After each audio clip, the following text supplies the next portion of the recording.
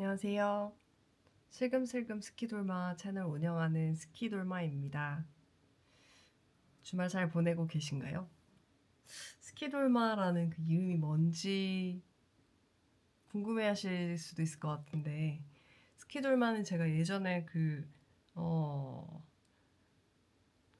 인도에 가면 라다크라는 곳이 있거든요. 거기서 홈스테이를 하면서 받은 현지식 이름이에요. 근데 제가 그때 2006년으로 기억하는데 2006년 봄에 네팔에서 5개월 정도 자원 활동을 하고 그다음에 이제 인도가 가까우니까 이렇게 계약을 해서 학교를 다시 가기 전에 인도 여행을 40일 정도 했던 것 같아요. 근데 40일, 45일 정도 할 때 갔던 곳이거든요, 라다크. 네, 라다크는 제가 고등학교 때 뭐 필독서로 소개받은 책에 나오는 곳이었어요. 그래서 항상 궁금했었는데 거기에서 이제 음, 네, 거기서 받게 된 이름이고요. 책은 오래된 미래, 뭐 영어로는 Ancient Futures이고 부제가 뭐 라다크로부터 배우다 이런 거거든요. 근데 엄청 오래된 책이에요. 1991년도에 처음 출간이 됐대요. 근데 제 생각에 그때 당시에 막 녹색 평론, 그다음에 막그 녹색 환경 이런 거에 대한 어, 한국 사회에서도 관심이 이제 식자층 사이에서 넓어지면서 이 책이 되게 어, 크게 소개된 적이 있었던 것 같은데 그래서 이제 고등학생인 저에게도 필독서로 소개가 되었겠죠. 그래서 선생님이 이제 뭐 그런 걸 뽑아가지고 국어 선생님이 주셨는데 그 책을 읽고 인상 깊었어요. 근데 그 책에서 인상 깊었던 것은 너무 이렇게 유토피아 같은 그런 너무 이런 곳이 있다고 그런 정도의 느낌을 주는 관점을 이렇게 바꾸게 하는 그런 이상화된 그런 모습으로 묘사가 돼 있어서 궁금하기도 하고 가봐야 되겠다 내가 직접 확인을 해봐야 되겠다 이런 생각도 좀 들었어요. 책이 어떤 내용이냐면은 그 저자가 스웨덴 여성 인류학자인데 라다크 언어를 그곳이 이제 티베트 불교를 믿는 이제 외양이나 이런 것은 거의 티베트와 비슷해 보이지만 사실은 고유의 역사와 언어가 있는 지역이거든요. 근데 그 언어가 이제 그 히말라야 고산지대에 고립되어 있는 상태로 티베트와도 또 다르게 분화돼서 발전된 언어라서 아마 언어학적인 관심이 언어학자라면 당연히 생겼을 것 같아요. 그래서 그거를 연구해서 박사 논문을 쓰려고 갔다가 뭐 굉장히 오랜 기간 그 사람들의 삶 속에서 살면서 북유럽 특히 고도화된 서구 문명, 기술, 뭐 자본주의, 어, 시장 경제 이런 삶의 그 대안에 대해서 말하기 시작하던 시점이었는데 어, 우리가 아니라 그 서구 자본주의 초고도 이렇게 가장 앞서가는 기술 진보와 뭐 부의 그뭐 복지와 모든 것이 앞서가는 국가들이 보기에는 개발이 되지 않았고, 그다음에 기술과 그 어떤 사회 진보에 뭐 사회 진보도 진보라는 개념이 상대적일 수도 있지만 기술적으로 봤을 때, 그다음에 뭐 시장 경제 시스템에 그 모든 세계가 영향을 받기 시작했을 때는 뒤처져 있는 그런 저개발 미개발 지역이잖아요. 인도도 그런데 인도에서도 지리적으로 고립되어 있는 접근이 굉장히 어려운 히말라야 고산지대에 모여서 살고 있는 그 척박한 환경에 살고 있는 사람들의 삶이 오히려 생태학적으로 굉장히 조화롭고 정서적으로도 그 공동체 유대, 인간의 유대나 이런 측면에서도 그렇고 지속 가능하다. 그래서 사실은 우리가 어떤 삶을 이제 발전의 끝으로 향해서 갈 때 어떤 삶을 살 것인가 이런 거를 생각했을 때 우리보다 더 앞에 있는 것을 보는 것보다는 오히려 고립되어서 자신들만의 고유한 삶의 형태를 유지하고 있는 이들에게 미래가 있을지도 모른다. 그런 미래가 라다크뿐만이 아니라 우리가 알지 못하지만 더 많이 있을 수도 있다. 그런 의미로 제가 저자 그때 만났을 때 라다크를 갔을 때 저자가 있어가지고 우연히 만나게 돼서 책에 대한 얘기를 했는데 그 사람이 제목이 Ancient Future가 아니라 Futures인 이야기를 하면서 라다크뿐만이 아니라 어떤 그 오랜 시간 동안 어떤 그 특정 자연 환경에서 적응해서 살아온 사람들의 삶의 방식에 우리 인류의 미래가 있을 거라고 자기는 생각했기 때문에 퓨처 단수라고 하지 않고 퓨처스라고 했다. 이런 설명을 했던 기억이 나요. 그래서 그 책 때문에 라다크에 가게 됐고 갔는데 이제 그곳이 가기가 힘든 이유가 이제 얼어 있기 때문에 그 고도가 높고 그다음에 일조량이 적어서 좀 얼어 있기 때문에 육로로 접근이 어려워서 가기가 어렵다. 그다음에 실제로 거리도 많이 멀어요. 근데 이제 1년에 3개월 정도, 6월, 7월, 8월 정도만 얼음이 녹으면서 육로로 가기가 좀 수월하거든요. 그 외에는 이제 가긴 가는데 비행기로 가거나 이렇게 해야 돼요. 근데 딱 제가 네팔에서 활동이 끝났을 때가 5월쯤이었고 인도로 넘어갔을 때가 이제 라다크를 육로로 접근할 수 있는 그 시기였어요. 그래서 델리에서 출발해서 1박 2일 동안 차를 이제 여러 종류를 갈아타면서 도착했을 때 빨리 이제 뭐 어떤 곳인지 알고 싶잖아요. 그래서 뭐 이것저것 이제 일단 가이드북에 나와 있는 곳을 돌다가 이 책에 영감을 받은 사람들은 이곳을 다 간다. 그래서 뭐 어떤 파머스 마켓 같은 곳에 갔는데 양인들이 아주 많이 있고 그랬어요. 여름이라서 관광객이 많이 오는 시기였어요. 근데 거기서 이제 뭐 브로셔 같은 것도 보고 거기 관계자랑 얘기도 나누면서 두 가지 사실을 알게 됐어요. 하나는 그 오래된 미래의 저자 헬레나 노르베르 호지라는 그 46년생 스웨덴 언어학자분이 남편하고 항상 3개월 동안 여기 와서 지낸대요. 여기는 이 사람의 제2의 고향 같은 그런 곳이었던 것 같아요. 근데 제가 갔을 때 마침 와 있다.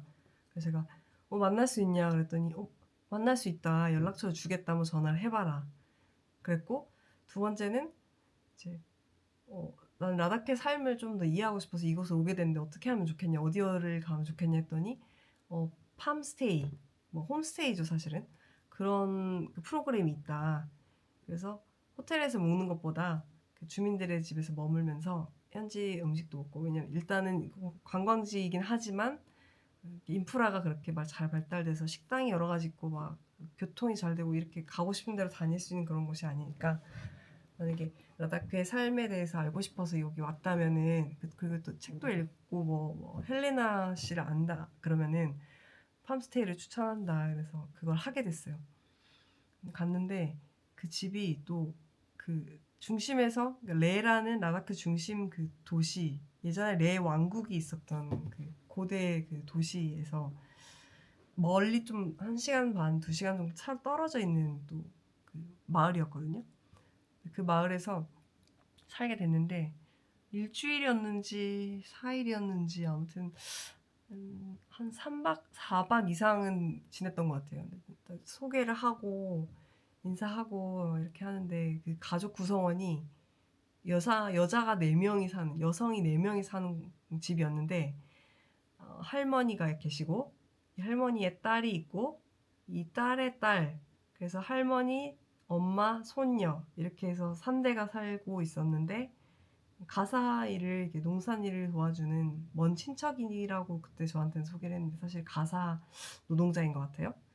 이분이 와서 같이 살고 있었어요. 그래서 여자 4명이 살고 있었고 이 할머니가 엄청 나이가 많은 그런 할머니는 아니었고 제 기억이나 감으로는 그냥 뭐 50대 후반, 60대 초반 정도 였던 것 같아요. 근데 그 지역에서는 이제 평균 수명이 좀 길지가 않으니까 엄청 많은 그 삶의 지혜와 이러한 환경에서 살아가는 그 노하우가 축적되어 있는 그런 엄청난 그 현자겠죠. 그 문화 안에서는.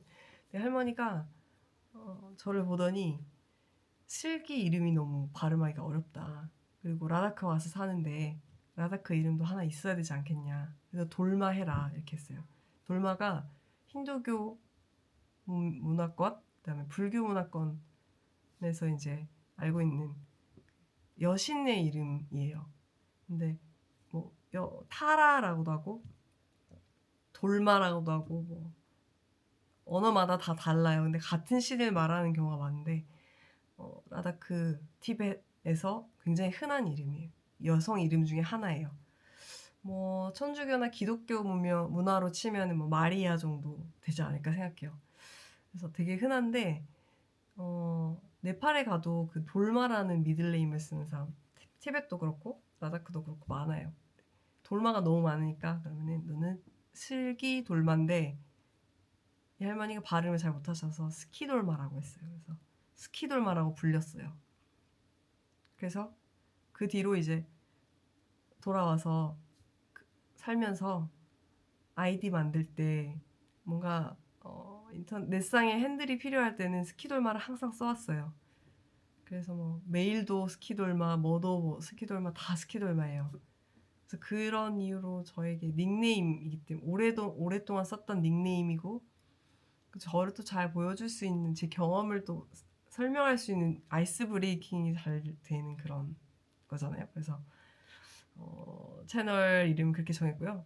슬금슬금은 제가 이 채널에서 저의 말하는 것을 보셨던 분은 느꼈을 수 있고 지금도 뭐 10분여간 제가 얘기하는 걸 들었을 때 이 사람은 되게 말을 빨리 유창하게 남들이 말하는 그런 막 것처럼 딱딱딱 이렇게 뭐 하지 않고 천천히 말하고 영어로는 soft spoken 부드럽게 말하는 그런 스타일이잖아요. 그래서 짐작하셨겠지만 제가 그런 성격이고 그런 태도예요. 어떤 태도냐면은 마음은 조급하죠. 할 게 항상 많으니까. 근데 좀 여유를 갖고 느리게 하고 싶어하는 태도를 갖고 있어요.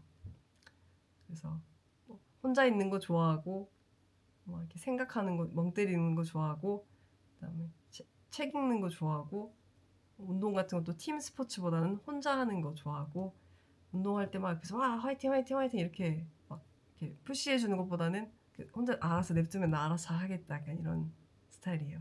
하지만 천천히 끝까지 하긴 하는.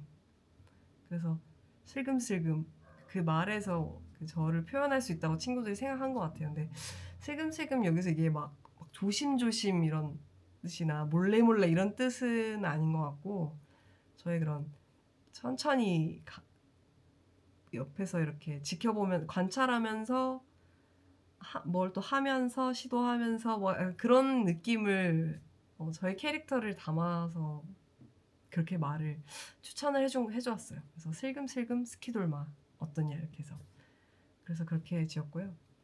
네, 제 닉네임에 대한 썰이 굉장히 길었네요. 그래서 이 전 영상 보셨으면 제가 직업이 취재기자, 국제 뉴스를 다루는 외신 기자라는 것을 아실 수 있는데요. 저는 그 중에서도 아시아 지역을 취재하는 기자예요. 오랫동안 프리랜서로 활동을 해왔고, 네, 그렇습니다. 그런데 돌아오는 주에 제가 취재하는 그 경력과 관련해서 행사를 참여하게 됐어요. 그거 소개해드리고 싶어요.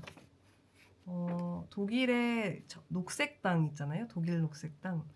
거기의 정치재단 하이니히 벨 재단에서 이제 서울에 동아시아 사무국이 서울에 생긴 걸로 알고 있는데 거기서 프로젝트 사가 Small Achievements for Greener Asia라는 타이틀의 행사를 갔는데요.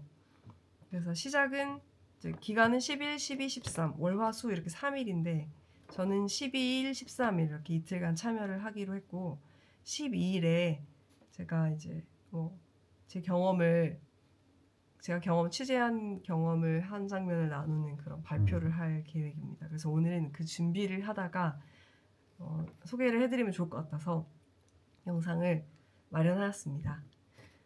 이 행사는 지금 보니까 주제가 크게 있는 세 가지 주제가 있고 이 세 가지 주제의 전 아이스 브레이킹 행사, 세 가지 주제 행사가 끝난 이후에 이제 내부적으로 이곳에서 이 행사에서 느낀 프로그램에서 느낀 소회, 그다음에 뭐 평가 이런 것들 나누는 세션 이렇게 있어요. 근데 저는 그 행사 발표하는 그 행사 3개에만 참여할 계획인데 뭐가 있냐면 하나는 Journalism that protects democracy and human rights. 다른 하나는 Human Rights Lawyers in Asia. 그 이제 수요일로 넘어가면 Clues for Co-designing Our Cities and Climate 이렇게 3가지 주제가 있어요. 저는 Journalism that protects democracy and human rights. 민주주의와 인권을 수호하는 저널리즘. 네, 굉장히 거창하네요. 거기 세션에서 이제 발표를 10분으로 기억하고 있어요. 네, 할 계획입니다.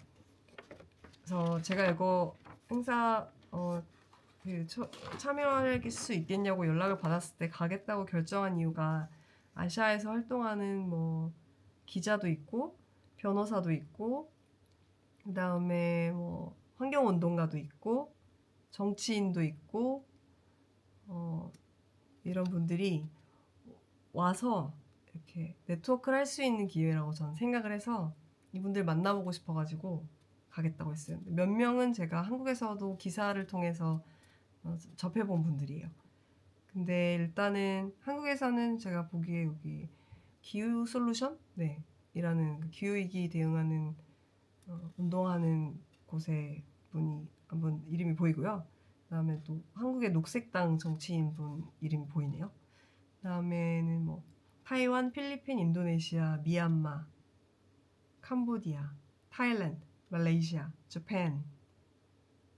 재팬에서 이제 이러한 분야의 사람들이 오는 겁니다. 그래서 저는 한국의 기자로서 한국의 기자인데 뭐 한국 언론사 소속은 아니지만 네, 가서 발표를 하게 됐고요. 저는 그 인도네시아령 파푸아, 그러니까 파푸아 섬이 있는데요. 호주 위쪽으로, 필리핀 아래쪽, 이렇게 지금 인도네시아 동쪽으로 지도를 보시면 파푸아라는 섬이 있어요. 근데 그 중에서 동쪽 절반은 파푸아 뉴기니아라는 독립국가인데 서쪽 절반은 인도네시아령이에요. 그러니까 국가가 인도네시아 영토로 이렇게 소속이 되는 지역인데 이것도 또 이제 파푸아가 인도네시아가 아니다 이렇게 해서 분리 독립을 요구하는 투쟁도 또 오랫동안 있는 지역입니다. 근데 저 거기에서 한국 그 자본이 한국 특히 그 공적 자금이 투입된 팜유 농장, 오일 플랜테이션, 오일팜 플랜테이션 거기를 언더커버 취재를, 그러니까 잠입 취재를 한 적이 있어요. 그 경험에 대해서 발표를 하고 얘기를 나눌 생각입니다. 구체적으로는 제가 뭐 세네 줄로 정리를 해달라고 하셔가지고 정리를 써봤는데 아시아에 이렇게 분쟁 지역, 분쟁도 여러 가지 있잖아요.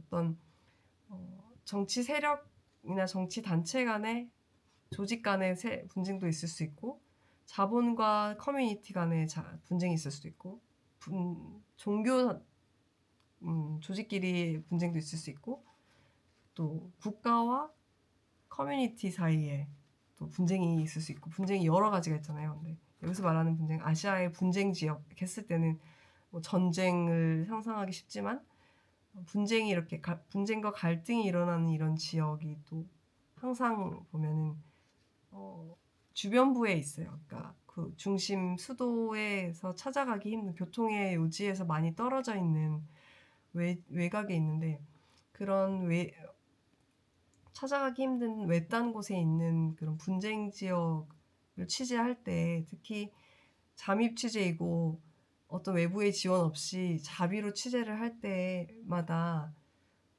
번아웃과 그 피로가 상당하거든요. 그래서 한 번도 그것을 대외적으로 말을 하거나 그거를 문제 제기하면서 좀 생각해봐야 되지 않나 이렇게 스스로도 생각한 적이 별로 없어요. 그냥 힘들다. 근데 뭐 내가 선택한 일이고 내가 한 취재니까 과정이니까 어쩔 수 없지 이렇게 하고 많이 자고 며칠씩 자고 밥도 잘 안 먹으면서 며칠씩 자고, 그 다음에 이제 비용을 썼으니까 돈 걱정을 하면서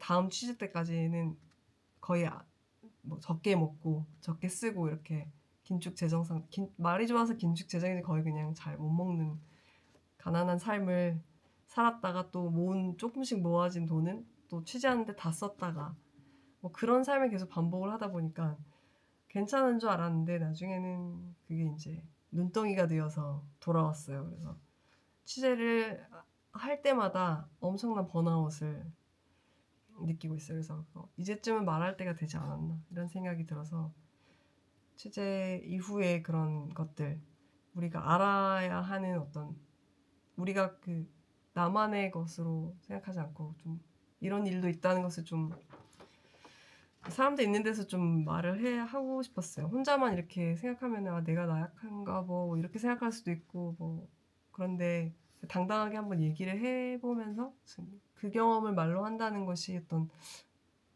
의미가 있지 않을까 이런 생각을 좀 했고, 근데 이게 small achievements이니까 뭔가 좀 긍정적인 성취를 말해야 될 것 같은데 뭐 저는 그 취재를 했다는 자체가 성취라고 생각해요. 그거 아무도 하지 않고 언론을 못 가게 하는 곳을 가서 보도를 한 거니까요. 그럼에도 불구하고 제가 아시아의 오늘 우리가 살고 있는 아시아의 현재를 현장에 가서 취재하는 것에 대한 열정을 왜 이렇게 가지고 있고 왜 그걸 계속 하려고 하고 왜 애초에 하려고 했고 해왔는지 이런 거에 대해서 준비해 보려고 합니다. 그 내용을 실제로 가서 어떤 내용들이 나오는지는 영상을 또 찍을 수도 있고 제가 그 이후에 좀 그냥 제가 소화한 다음에 정리해서 또 소개하는 걸 할 수도 있고 그렇게 될 것 같고요. 장소는 보니까 마포구에 있는 잔다리로 65 2층이라고 하네요. 영어 포스터인데 whenever trip 이렇게 있어요. 언제든지 여행이었던가? 언제나 여행이었던가? 제가 네이버 지도에서 찾아봤을 때는 그런 비슷한 이름이었는데 평소에는 카페이기도 하고 그 다음에 세미나나 뭐 발표 이런 스몰 컨퍼런스 하는 그곳으로 장소 대여도 하는 곳 같아요. 제가 가서 하는데 누구나 올 수 있는 그런 오픈된 행사인지 아닌지 잘 모르겠지만 혹시 관심이 있는 분은 와서 이렇게 들어보셔도 좋을 것 같다는 생각이 듭니다. 오늘 영상은 이렇게 준비해 보았습니다. 주말에 보시면 좋지 않을까 합니다. 그래서 갔다 와서 또 공유하겠습니다. 시청해주셔서 감사합니다.